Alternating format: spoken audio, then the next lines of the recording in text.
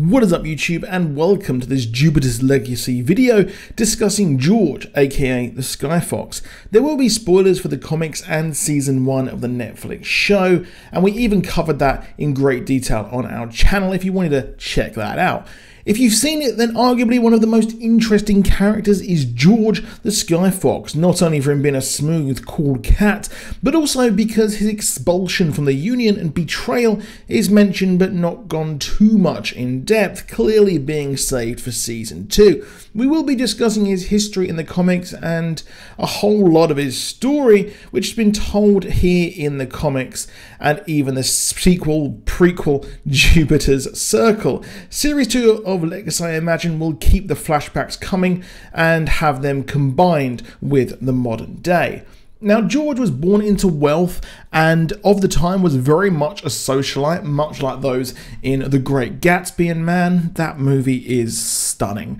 But his father was an alcoholic and his mother suffered from mental illness, both traits which he believes he has inherited. He was a best friend of Sheldon Sampson, aka the Utopian, who I also have a video on my channel about, which you can check out. He travelled with his friend Sheldon and other college friends to the island.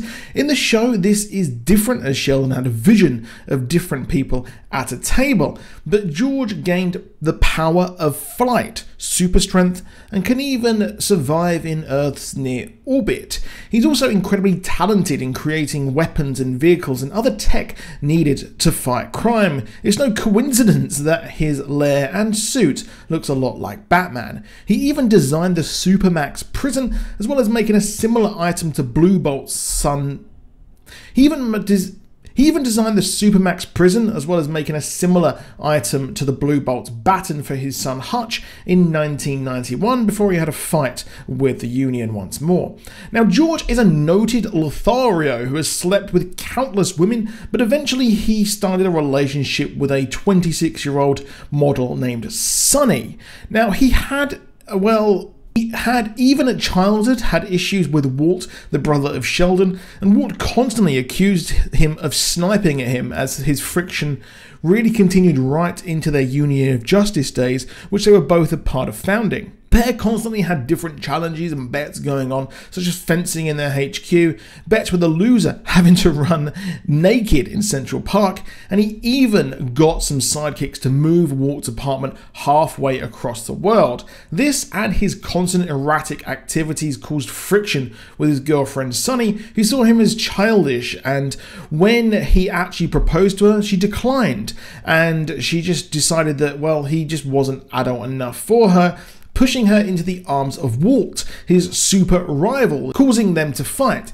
It is evident that Walt clearly did use his powers to actually push Sunny towards him after George has gone too far with him. He does admit that later in the comic. After this, George leaves all of his stuff to Sheldon and decides to move away and live a secluded life. But by 1965, he decides that he has had enough. He feels that he has been used by the establishment as a pawn and rejected his superhero past and the current superheroes. He becomes a political activist in the beatnik generation and becomes incredibly anti-government. This leads him to actually take hostage the vice president, and says he will only release him when the war in Vietnam is over. Now, finally, Walt actually reveals what he did, leading them to fight and him end up being imprisoned after Walt manipulated him to appear irrational and dangerous after rejoining the team for a short time. However, he does end up having a son named Hutch, and he would see him for the last time in 1991, giving him a Blue Bolt style baton that he just made.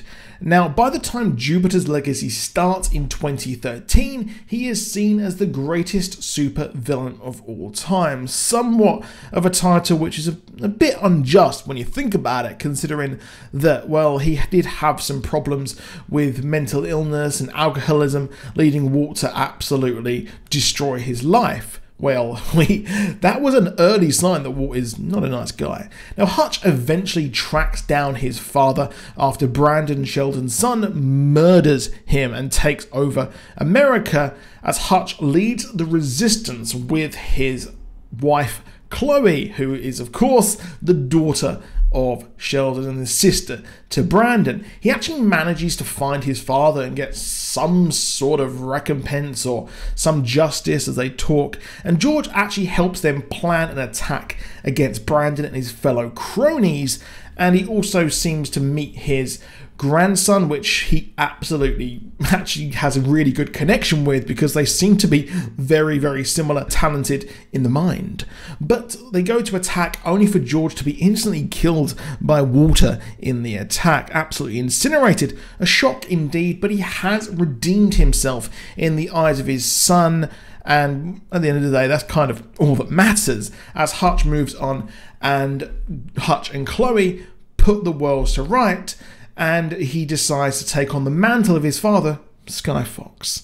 Now that was a very, very abridged version here of the story. I do recommend going and checking it out, and also checking out Jupiter's Legacy, which is now out on Netflix, and check out my video on that afterwards.